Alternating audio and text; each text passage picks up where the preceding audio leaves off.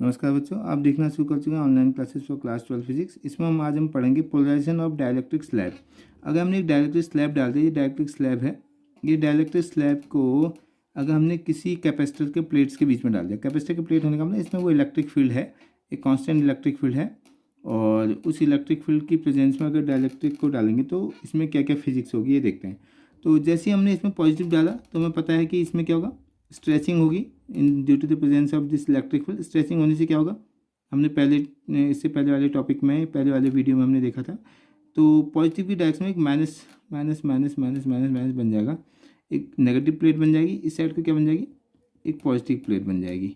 And the amount of positive and negative charge will depend upon the external electric field and the material of this dielectric. तो dielectric किस material का बना हुआ है और साथ में इलेक्ट्रिक फील्ड कितना है। This is the direction of external electric field E not. Okay, E not का मतलब जब ये स्लैब नहीं था उससे पहले यहाँ पर इलेक्ट्रिक फील्ड की स्ट्रेंथ क्या थी। This is the strength of electric field. लेकिन जैसे हमने इस पर डायरेक्टली लगाया तो इसकी पॉजिटिव प्लेट बन गया, इसमें नेगेटिव प्लेट बन गया, तो इसकी वजह से यहाँ पर क्या होगा, एक पोलराइज इलेक्ट्रिक फील्ड जनरेट होगी। ठीक हो क्या।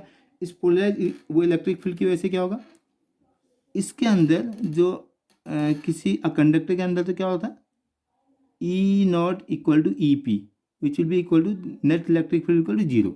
यहाँ पर ऐसा नहीं होता है, तो यहाँ पर नेट इलेक्ट्रिक फील्ड मान लो ई है। तो what is the value of this E, so the E equal to E not is the maximum minus E P. ठीक हो गया। तो ये ई पी जो है, पी वाला जो टर्म है पोलराइज इलेक्ट्रिक फील्ड, और this is the applied electric field, और दिस इज द ई। ठीक हो गया।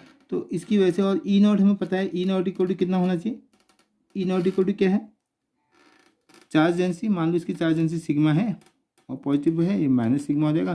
तो charge electric field equal to sigma upon epsilon not without any medium. This is equation number 1। This is equation number 2। This is called the reduced electric field due to the dielectric. Okay, so the ratio of this applied electric field and the reduced electric field is called the dielectric constant. So one new term K equal to E naught upon E. Equation number 3. इसी का दूसरा नाम है specific inductive capacity also. It is called relative permittivity also, और it is called dielectric constant also. So many names are there. क्या क्या बोला मैंने, dielectric constant हम बोलते ही हैं। इसके अलावा हम इसको बोल सकते हैं रिलेटिव परमिटिविटी, इसको परमिटिविटी के टर्म्स में भी लिख सकते हैं। इसी को हम बोल सकते हैं स्पेसिफिक इंडक्टिव कैपेसिटी। ओके, तो अब आते हैं हम, तो पोलराइजेशन हुआ ना, तो इसको हमने पोलराइजेशन, देखो इसके अंदर क्या हुआ होगा एक्चुअली, इसके अंदर क्या हुआ कि रीअलाइनमेंट हुआ, माइनस प्लस ऐसे बने हैं, है ना, माइनस प्लस ऐसे बने हुए हैं, माइनस प्लस बने। तो मान लो एक एटम जो है उसका डायपोल मोमेंट क्या है, P है, small p, P is the dipole moment. तो अब पोलराइजेशन डेंसिटी क्या है, अब क्योंकि ऐसे तो हम काउंट कर नहीं सकते हैं, तो इसके जो पोलराइजेशन हुआ है उसकी डेंसिटी क्या है, it can be represented by capital P। So the polarization density equal to number of atoms per unit volume into dipole moment. तो नंबर ऑफ n क्या है, नंबर डेंसिटी, P लगाने से इसको क्या बोल दिया हमने, polarization density. The name of this P is polarization density. तो पोलराइजेशन डेंसिटी को हम क्या लिख सकते हैं, P इक्वल टू क्या होगा पोलराइजेशन डेंसिटी, देखो डायपोल मोमेंट एक होता तो हम Q1 कर देते, इसमें नंबर ऑफ टर्न्स I हैं, इसको जनरलाइज में ले लेते हैं। QI एक पॉजिटिव चार्ज होगा, नेगेटिव चार्ज होगा। डायपोल मोमेंट हमें पता है P into the Q into the distance between two charges. मान लो distance between two charges D बोल देते हैं, and divided by volume, per unit volume के लिए इसका एरिया, मान लो इसकी डिस्टेंस D है, इसका एरिया A है। तो टोटली हम देखें A इंटू डी, इससे D कैंसिल, तो P can be written as QI divided by A which is also charge density. The name of this rho sigma P। See the polarization charge density, polarize charge density is equal to the polarization density.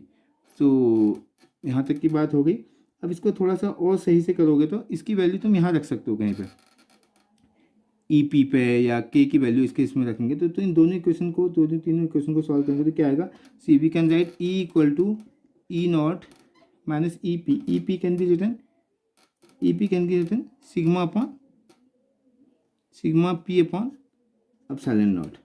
Okay, one more thing is P जो है ना polarisation density, इसी को दूसरा हम बोलते हैं chi, where chi is the susceptibility, electrical susceptibility, epsilon not E. If you substitute the value of P polarization density की वैल्यू यहाँ, क्योंकि रो पी को हम पी भी बोल सकते हैं, है ना, इसी का दूसरा नाम क्या है पी, अभी देखा था ना, rho P is equal to P, this polarization density. If you substitute the value of P here, what we will get, E equal to E naught minus chi epsilon naught E. Okay, so from this what can we write, epsilon naught इसके upon में है, epsilon naught upon में है तो epsilon naught cancel, E इस side आएगा तो क्या लिख सकते हैं, E naught equal to E common आ गया 1 प्लस chi, E अपॉन में आएगा तो E naught upon E equal to, which can be written as E naught upon E equal to 1 plus chi, which will be equal to K. Already we have written. So K equal to 1 plus chi. So chi is the susceptibility, K is the dielectric constant, and this is the relation between K and I. तो ये पूरी की पूरी physics और maths है polarisation of dielectric slab के लिए. तो घूम फिर के कहानी ये है कि इलेक्ट्रिक फील्ड रिड्यूस हो जाता है ना. तो जो अप्लाइड इलेक्ट्रिक फील्ड है उसकी वजह से उनमें पोलराइजेशन होगा, पोलराइजेशन की स्ट्रेंथ डिपेंड करेगी कि इलेक्ट्रिक फील्ड कितना है, तो उस पोलराइजेशन के हिसाब से पोलराइज इलेक्ट्रिक फील्ड पता होगा, उस पोलराइज वो इलेक्ट्रिक फील्ड को इसके साथ देखेंगे तो उसको हम बोलेंगे reduced value of the electric field. The ratio of this applied electric field and reduced electric field is called के, विच इज डायलेक्ट्रिक कांस्टेंट. और अगर इसको पोलराइजेशन डेंसिटी के टर्म में देखेंगे तो P, capital P is called polarization density, which will be equal to the number density and P. If we solve this, so we will get the relation between dielectric constant and susceptibility. Okay, susceptibility is a dimensionless quantity. Okay, thank you. Thanks a lot.